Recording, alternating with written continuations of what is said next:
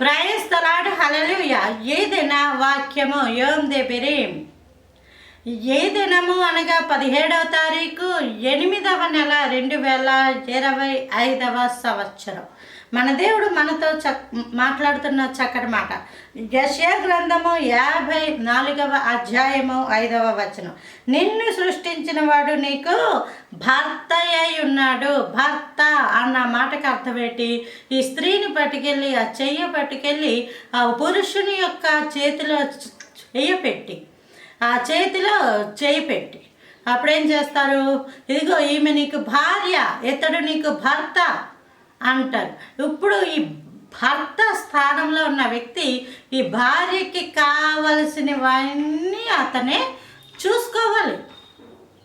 ఆ భార్య ఆరోగ్యంగా ఉండడానికి, భార్య చక్కగా ఉండడానికి, భార్యకి ఏం కావాలో, ఆహారం ఏంటో, తనకు కావాల్సిన పద్ధతులు ఏంటో, తనకు కావాల్సినవి ఏంటో అవన్నీ కూడా భర్త ఇస్తూ తన యొక్క మార్గముల్లో నడిపించుకునేవాడు. ప్రేమను బట్టి భార్యను మలచుకునేవాడు. భర్త అంటే దౌర్జన్యంగానో లేదా బలవంతంగానో మార్చుకోకూడదు.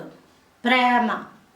ప్రభువారు కూడా ఎందరైతే నీవే నా దేవుడవి అని దేవునికి మాట ఇచ్చి ఉన్నారో, ఆయన చేతులని చెయ్యబెట్టి ఉన్నావో, దేవుడే నీకు సమస్తము అనుగ్రహించేవాడు. భర్త అంటే అర్థం ఏంటంటే సమస్తము బాధ్యతను స్వీకరించేవాడు.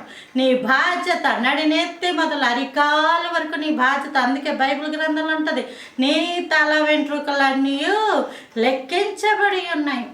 అంటే దేవుడు తల వెంట్రుకలు కూడా నశించిపోకుండా, తల వెంట్రుకలు కూడా రాలిపోకుండా దేవుడు అంటే అపాయం ఏది రాకుండా కాపాడతాడని అర్థం.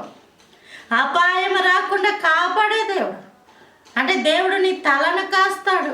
దేవుడు నీ పాదాలు తట్టులకుండా దేవదూతలు ఎత్తి పట్టుకుంటారు. దేవదూతలు నీతో పాటు ఉంటారు. నీకు కావాల్సినవన్నీ నువ్వు అడిగినవి కాదు, నీకేం కావాలో నీకు తెలీదు. ఒక్కొక్కసారి నువ్వు హానికరమైనవి అడుగుతుంటావు, ఒక్కొక్కసారి నీకు ఇబ్బందికరమైనవి అడుగుతుంటావు. దానివల్ల నీ ప్రాణానికి ముప్పు, నీకు హాని. అవి దేవుడు ఇవ్వడు.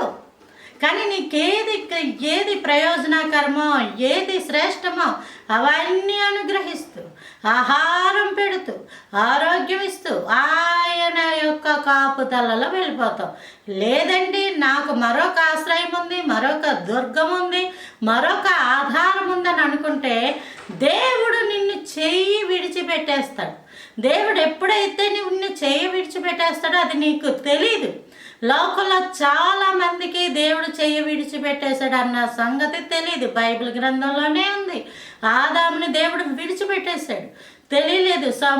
సంసోనుని యెహోవా తనను ఎడబాసినని అతనికి తెలియక ఉండెను. దేవుడు విడిచిపెట్టేస్తే అది వెంటనే తెలియదు, కానీ మెల్లమెల్లగా దూరం అన్న దేవునికి నీకు దూరం అయిపోతుంది. అప్పుడు నీ జీవితం అవమానాలకి, నిందలకి, హాస్యానికి గుర్తుగా వెళ్ళిపోతూ ఉంటుంది. అప్పుడు అనుకుంటావు, ప్రభువా ఇదిగో నువ్వే కదా, నిన్నే కదా నమ్ముకున్నా అంటే నువ్వెప్పుడో నన్ను విడిచిపెట్టుతా అంటాడు దేవుడు. కాబట్టి దేవుడు నీ అవసరతలు, నీ బాధ్యతలు తెలుసుకునే దేవుడు. కాబట్టి ఆయన చేతులకి నిన్ను నువ్వు అప్పగించుకో. ఆయన అధికారమునకు నిన్ను నువ్వు అప్పగించుకున్నప్పుడు నీ జీవితం ఆశీర్వాదకరంగా ఉండను గాక. Praise the lord. ఆమేన్.